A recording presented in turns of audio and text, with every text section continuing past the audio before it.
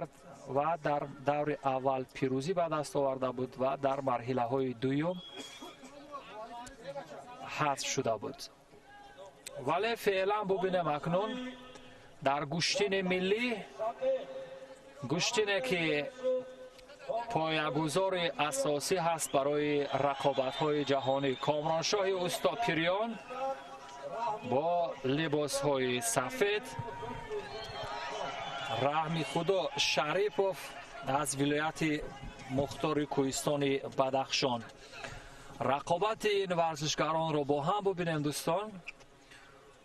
با همون لحظه اول ایستادن روی حریف، آن قدرت و متانت معمولی همدیگر رو به نمایش میگذارند. کامرانشاه استاپریان هم دست و پنجه نرم میکند و تلاش برای گرفتن یا همون لحظه اول قپیدن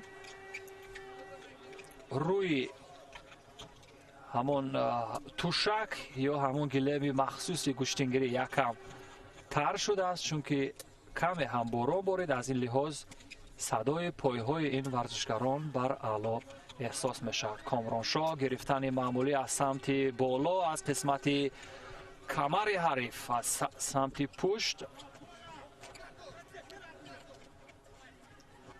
در حال آمادگی. و ببینید یک اصول ضربه‌های بدن، اگرچه به سمت راست یا به سمت پیش نتوانست همون اصول معمولی را استفاده کند، ولی در حالی که حریف با تعادل و در پای خود بود، یک اصول ضربه‌های با شکل چنگ انداختن همون پای خود به پای حریف و به همین روش کامرانشاه یک بدن گرفت، بدنی که میتواند در صورت یک رنگ انجام شدن آزمایی پیروزی بخش باشد برای کامرانشاه.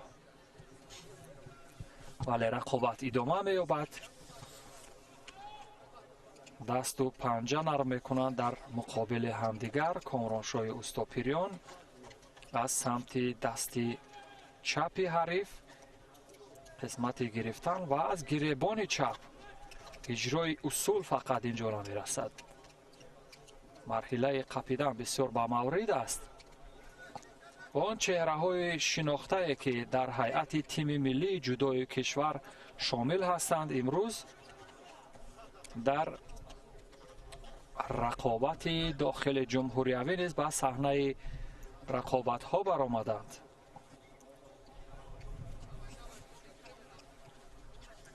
دوستان گرامی، آگاه آغاز مسابقه است. آگاه آغاز مسابقه ساعت 13، یعنی ساعت 1 و راویان میدان نیز اعلام میکنند پگاه رقابت ورزشکاران را در ساعت 13 یا ساعت 1 نصف روزی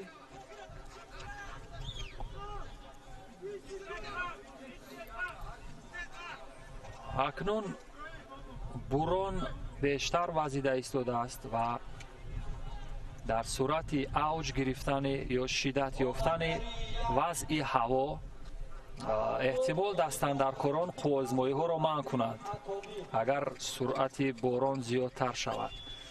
ولی فعلا رقابت ها اوج دارند دوستان. در اوج رقابت های امروز هستیم. مرحله قپیدن از هر دو جانب موافق است و اجرای اصول فقط نمی رسد. ببینید کامرانشاه استاپریان با لباس های سفید هست و اجرای فن می کند. نخستین شده به سمت پیشی پای و به این ترتیب به نظر می رسد که راه نفس کشی خوب دارد کامرانشاه استاپریان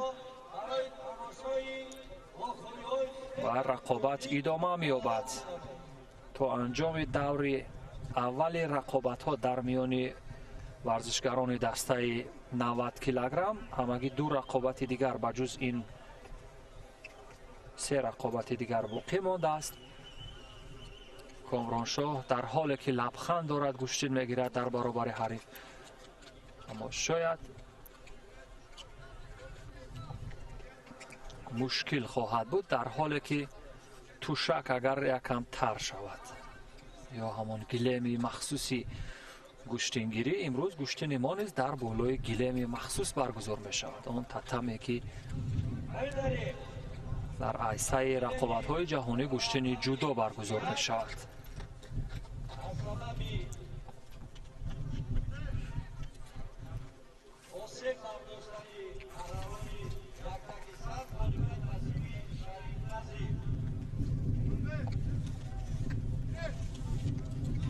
رقابت پهلوان ادامه دارد. پهلوانان دوستان عزیز،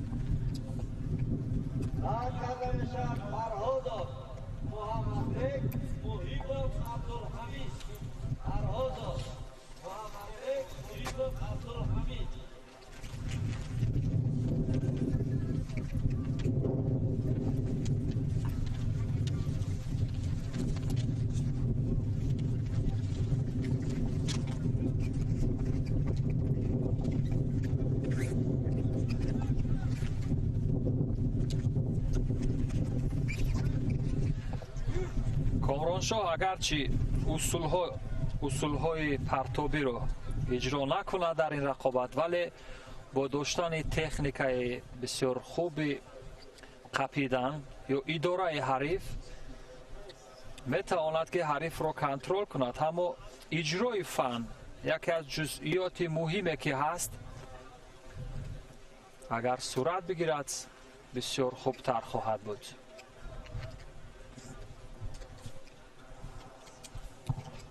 تا انجام وقت اساسی در این رقابت ثانیه های به شمار باقی مانده بود و به همین ترتیب وقت به انجام می رسد. دوستان، وقت به انجام می رسد.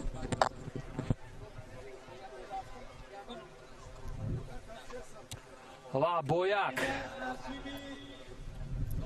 کامرانشاه استاد پیریان بنابر سبب اونه که حریف او یک بدن داشت، آگاهی داشت، نه کامرانشاه یک بدن داشت، با همون یک بدن که داشت پیروز شد و به دور دوم رقابت ها را خط گرفت.